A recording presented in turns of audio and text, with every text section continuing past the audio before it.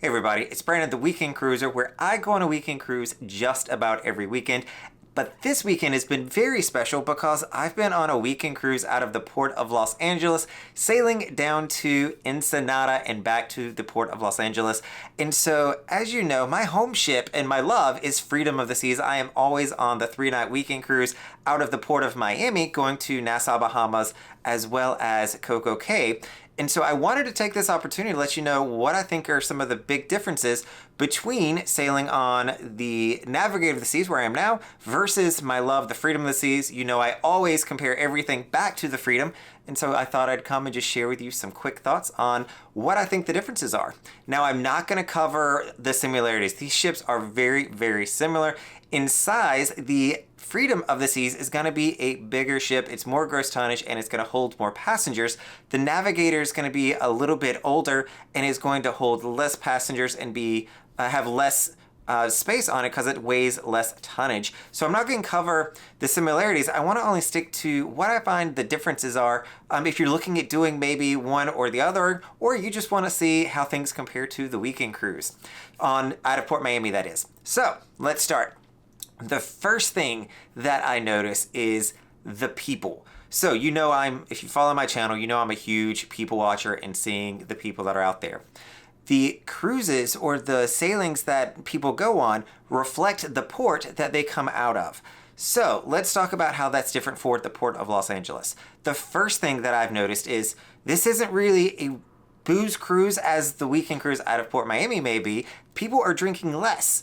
I think a lot of that is because they're smoking different things, if you will. Instead of drinking, they're finding their entertainment from other substances that are out there. So California, those things are illegal, and I think a lot of that has made it onto the ship. Trust me, I know that it does in Port Miami, but here, I think that it's a calmer crowd. I think that there's also just less tobacco smoke here. The Port of Miami, I think, is a more smoking intensive cruise. Here, I don't see a lot of tobacco smokers. I also think that there is a shift from a Latin population over to now there's more Asians on this trip, reflecting Los Angeles, which is what it's going to be more made up of. The other thing that I'll mention is I feel like people here do not complain as much on the Navigator about having to wear masks. I think when you come from Los Angeles County, which has had a lot of restrictive policies around masks, you're just more used to it and you kind of just go with the flow. Out of Port Miami, South Florida, we are known for not really, having a lot of COVID policies, not really wearing masks. And when we're forced to do that on the ship, we complain a lot about it. So it's really been refreshing to be over here out of Port Los Angeles, where you just don't hear people complaining about it, and the adoption has been superb.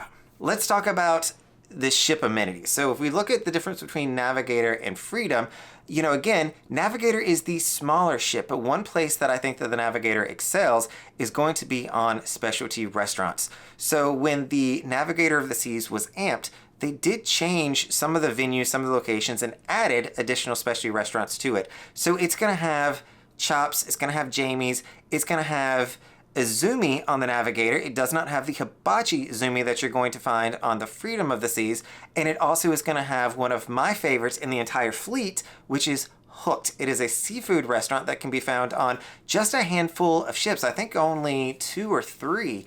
But it is a fantastic experience if you like seafood. Even if you don't, they've got some other options you can choose from, but it is a really, really solid experience. I was always, it's a shame they didn't build more of those out because I do enjoy that experience a lot.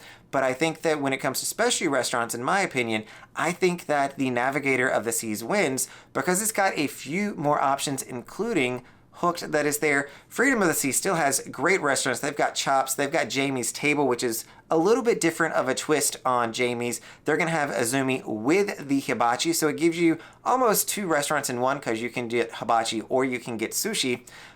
But I really do like the restaurants here on Navigator of the Seas.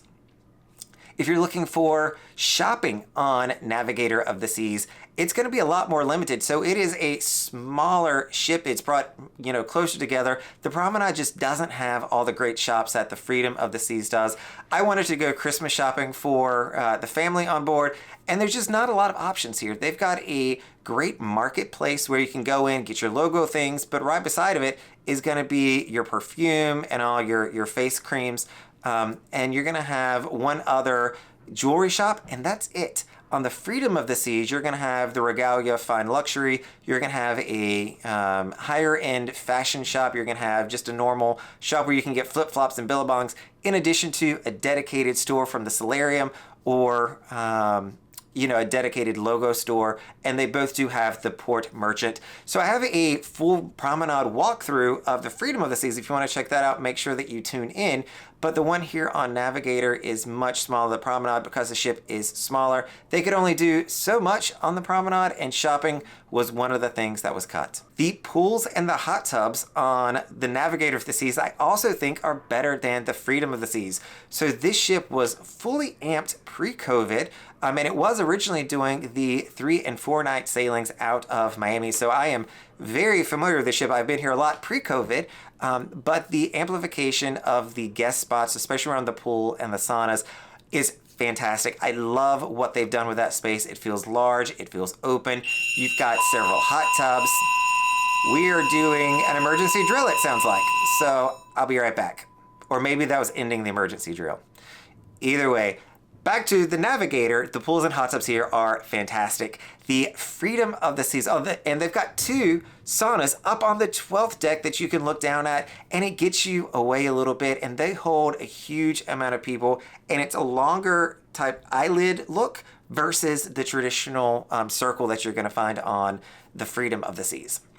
Freedom of the Seas is a bigger ship, and with that, they had more space to work with, and they added a children's section to it, which if you have kids is great, but it kind of separates the pool area up top. It feels a little disjointed, and when you're up in the Viking Crown Lounge looking down on people, doing my people watching, you see the kids area, and that's not really the most entertaining section, and it doesn't allow you to see all the way to the forward part of the ship where the true pools are. I do miss, looking out of the Viking Crown and being able to see all the way up to the Lime and Coconut Bar. I just think that is a really, really nice touch. One of the other big differences that the ships have is their shows. And so this is one that I have a really strong opinion of. The Freedom of the Seas, I don't think that they have really strong shows on Freedom of the Seas.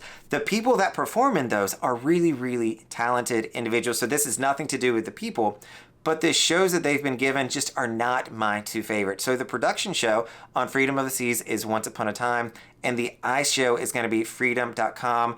Once Upon a Time, it's all right. It's just not my favorite one that's out there. I think it's more one for, different generations potentially.